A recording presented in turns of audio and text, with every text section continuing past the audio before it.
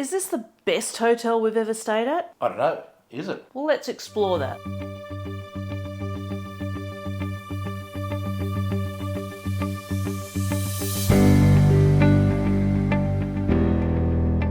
Hi, I'm Michael, And I'm Marty. and we are Linky Lifestyle. We're here to bring you our travel experiences, tips and tricks, and a whole lot of fun. And we've recently come back from London, and I think, or we think, we've been in one of the best hotels we've ever been in, and we've been travelling for years and years and years.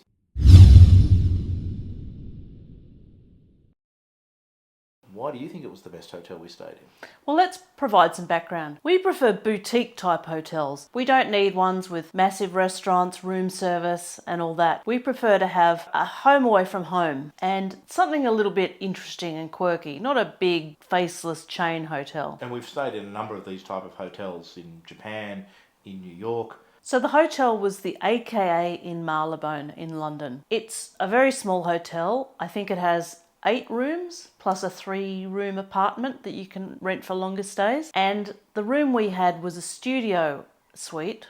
I think it was a studio suite. And it came with a small kitchen, a washing machine dryer combination, a bedroom sitting area and a bathroom, of course. And it was in the heart of Marylebone, so just back from Oxford Street, right near Bond Street Station. Fantastic. And in fact, the building is a listed building. And MI5 used to use it as a safe house. So it had some real quirky architectural features about it. The lift in it was circular, and the staircase going up to our floor was circular. So you had that quirkiness that we were looking for.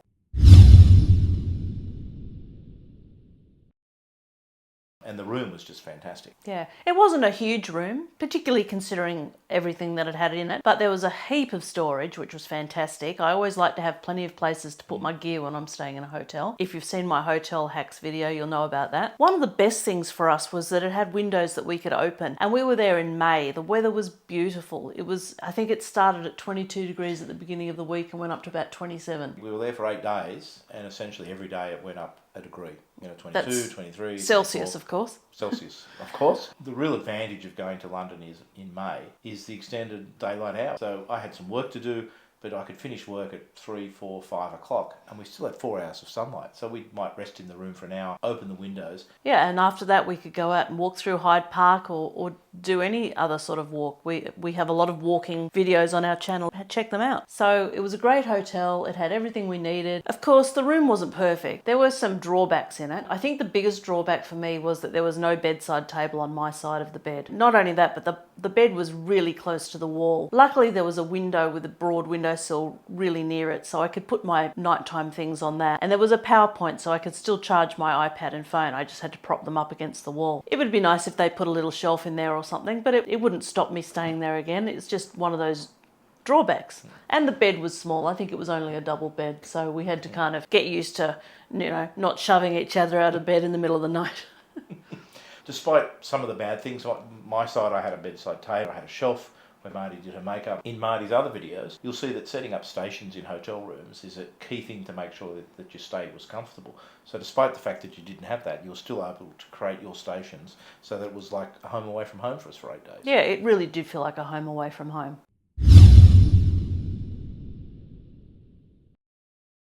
The price wasn't fantastic. It was quite expensive. In terms of Australian dollars, it was nearly $1,000 a day. I think it was about 4,000 British pounds for an 8-day stay. The exchange rate's not fantastic at the moment for us Australians.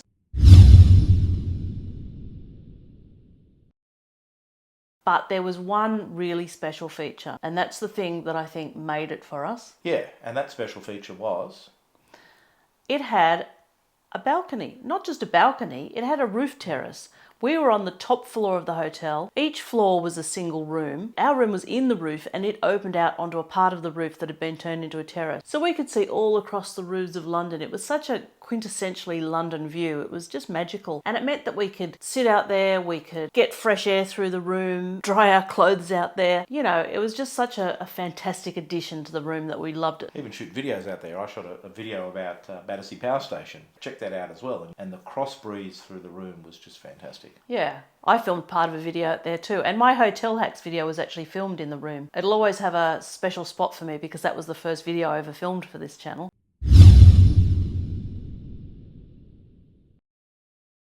was quite expensive. And that's the one thing that we would have to debate if we were to go back to London. Would we stay there again? I think it'd be hard not to, since we've fallen in love with it, but it is very expensive. But it's a little bit of luxury, a little bit of lifestyle that you want to have on a holiday, especially a short trip like that, 7 or 8 days. You need to think about how much you want to invest into your accommodation when you're going to places like London and New York. And we stay in the AKA in New York as well. And sometimes it's worth spending a bit less on parts of your trip or other things in your life so that you can have these premium experiences when you're travelling. Travel's a very aspirational thing. If you can't aspire to live in a bit of luxury while you're travelling, when can you do it? Yeah, so it's that getaway, it's that freedom release from life. So yeah, the room was a little bit more expensive, but I think spending a little bit more on your accommodation when you're on a holiday allows you to have some of that escapism and really enjoy the trip. So, thanks for watching. Thanks for watching. Please like and subscribe for more videos. And we'll see you in the next one. Bye for now. Thank you.